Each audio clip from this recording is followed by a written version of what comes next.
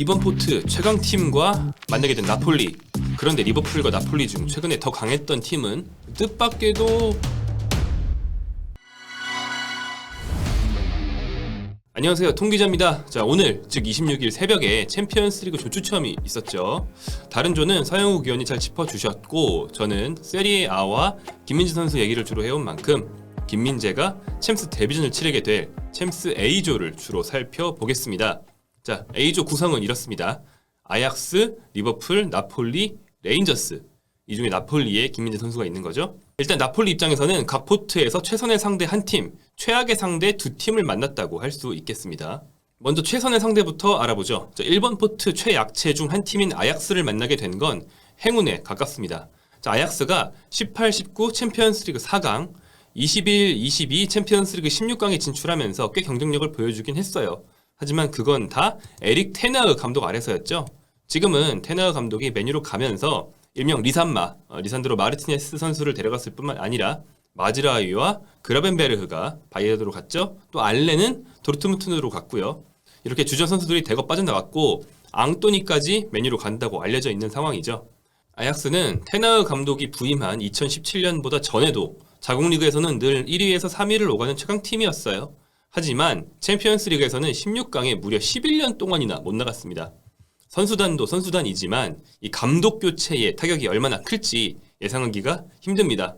현재 과도기를 겪을 수 있다는 점, 완전히 새로운 팀이 될 수도 있다는 점이 아약스를 1번 포트 최약체 중 하나로 꼽았던 이유였죠. 현재 자국 리그에선 잘 나가고 있습니다만 그게 챔피언스 리그로 이어질지 알 수가 없다는 겁니다. 아약스에서 김민재가 만날 위협적인 공격수? 바로 지난 시즌까지 토트넘에서 손흥민 선수의 백업이었던 스티븐 베르흐베인입니다. 이 선수죠. 자, 토트넘 후보 시절에도 네덜란드 대표팀만 가면 잘했기 때문에 토트넘에서 튕긴다는 얘기를 듣고 아약스가 과감하게 영입을 했어요. 무려 3,100만 유로나 들여서 영입을 했는데 지금까지는 굉장히 잘 해주고 있습니다. 아약스가 자국리그 초반 3연승 중인데 베르흐베인이 4골이나 넣었거든요. 완전히 부활을 했다고 볼 수 있어요. 이 베르흐베인이 나폴리전에서 특유의 이 핸드사인 셀러브레이션 할 수 있을지 궁금하네요. 개인적으로는 나폴리를 좀 응원하게 되니까 못했으면 좋겠습니다만 이 선수의 기량이 좀 궁금해지는 대목입니다. 그렇다면 나폴리가 만날 상대 중에 상당히 나쁜 상대 어디가 있을까요? 당연히 전력상 이번 포트 최강이었던 리버풀이 하필 A조에 들어왔다는 점이 제일 눈에 띕니다. 리버풀은 누구나 인정하는 1번 포트에 들어가도 최강 수준이었던 이번 포트에 있는 게 이상할 정도의 강팀이죠. 이번 포트의 이 쟁쟁한 팀들 가운데서 무조건 최강으로 꼽혔는데 나폴리와 만나게 됐습니다. 실제로 유럽축구연맹의 클럽 랭킹 포인트에서 추첨 당시 전체 2위였어요. 이번 포트 2위가 아니고 모든 팀 통틀어서 2위. 이건 무슨 뜻이냐? 최근 5년 동안 유럽 대항전 성적이 2위라는 뜻과 같습니다. 최악의 대진이죠. 전력 분석도 리버풀 다 아시니까 제가 따로 해드릴 필요 없을 정도로 강하고요. 그렇다면 김민재가 상대하게 될 리버풀의 공격진은 한 명 한 명 다 무섭지만 이번만큼은 모하메드 살라와 루이스 디아스보다는 다윈 누네스가 더 눈에 띕니다. 이유는 크게 두 가지인데요. 일단 중앙 공격수라서 김민재가 직접 상대할 일이 많을 것이고요. 둘째는 카타르 월드컵에서 한국과 만날 우루과이 대표 선수이기 때문이죠. 잘 아시다시피 누네스는 프리미어리그 데뷔전에서 골을 넣었지만 두 번째 경기에선 퇴장을 당하면서 쉽지 않은 첫 시즌을 치르고 있죠. 그런데 리버풀이 이 누네스를 거액 영입한 계기가 바로 챔피언스리그 활약 아니겠습니까? 11-12 시즌에 6골을 넣었어요. 벤피카 소속이었죠. 그리고 8강에서 떨어지긴 했지만 8강에서 만난 리버풀 상대로 경기당 한 골씩을 박아 넣으면서 클럽이 자신을 영입하게 만든 바 있죠. 국제 경쟁력을 이미 증명한 선수니까 이번 대회에서도 자신감이 있을 겁니다. 가끔 보면 프리미어리그보다 챔피언스리그에서 먼저 잘한 선수들이 있거든요. 그런 케이스가 될 수도 있다. 그래서 굉장히 위협적이다 생각이 듭니다. 이 장신 공격수이면서 측면으로 빠진 움직임도 좋은 누네스. 무엇보다 운동 능력이 엄청나요. 우루과이 선배 중에서 카바니를 연상시켰다는 말을 많이 들었죠. 이 선수를 몬스트로 김민재가 어떻게 제어할 수 있을지, 어떤 승부를 벌일지가 벌써부터 굉장히 궁금해집니다. 그리고 김민재와 버질 판다이크의 간접 대결도 기대가 되는데요. 판다이크는 누구나 인정하는 세계 최고 센터백이잖아요. 그런데 지난 시즌 약간 기량이 저하될 기미를 보였고 이번 시즌 초반에 조금 흔들리고 있어요. 도전자 김민재가 판다이크와 이 간접 승부에서 어떤 모습을 보일지도 기대가 됩니다. 그런데 리버풀과 나폴리의 경기에서는 한 가지 주목해볼 만한 상대 전적이 있습니다. 바로 리버풀이 이탈리아 팀, 특히 나폴리 상대로 유독 약하다는 거예요.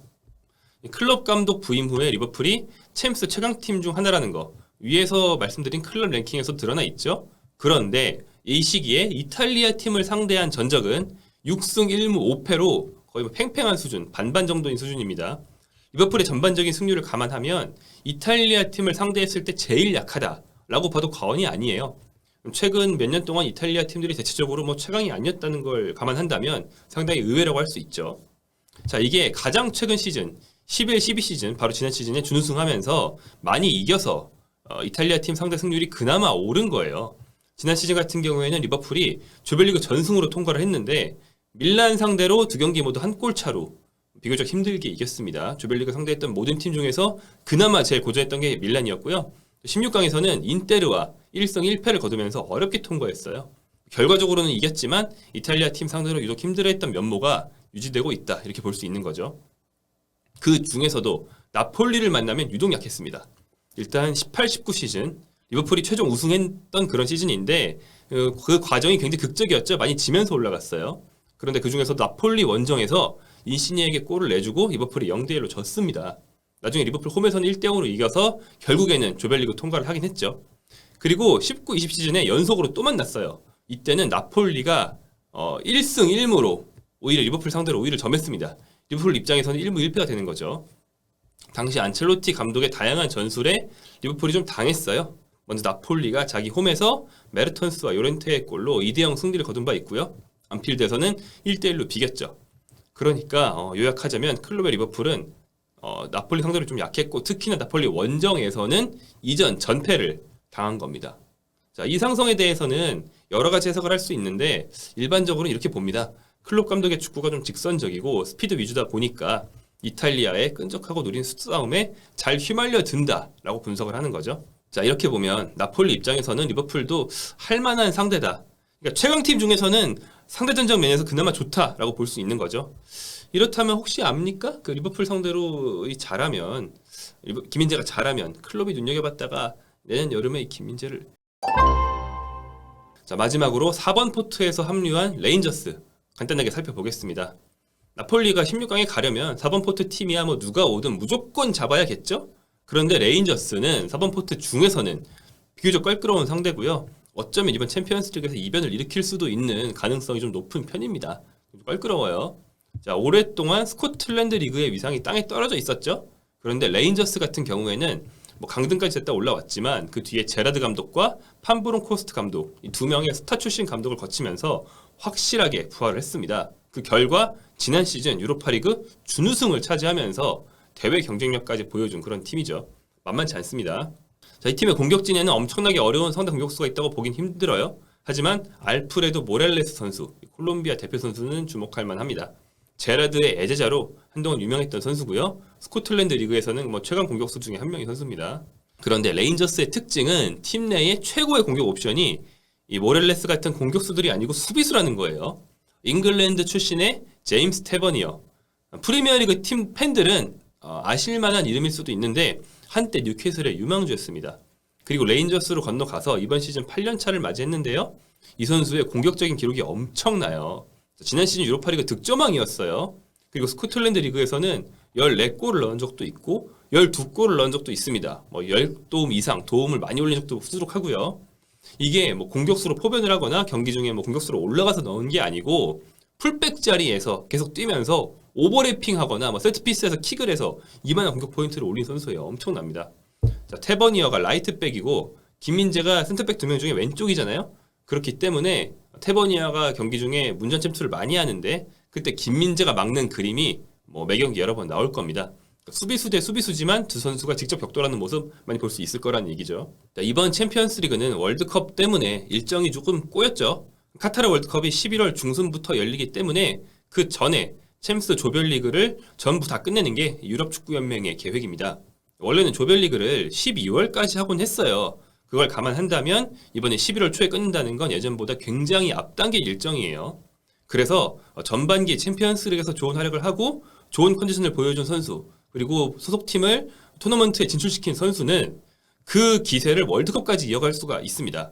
그렇기 때문에 빅리그에 처음 진출한 김민재에게는 지금부터 약 3개월이 선수 인생에서 가장 결정적인 시기가 될 수도 있는 겁니다. 자, 이렇게 보면 아약스, 리버풀과 한조라서 좀 어려워 보였다. 나폴리가 16강 가기 힘들어 보였다라고 말했지만 사실은 또 할 만한 구석들이 많이 있죠. 김민재 선수는 성격상 도전을 즐기고 자신만만한 그런 선수예요. 그래서 챔피언스리그 데뷔를 고대하고 있다고 들었습니다. 자, 손흥민에 이어서 프로축구계 최고 대회에서 맹활약하는 김민재의 모습 기대해 보겠습니다. 감사합니다.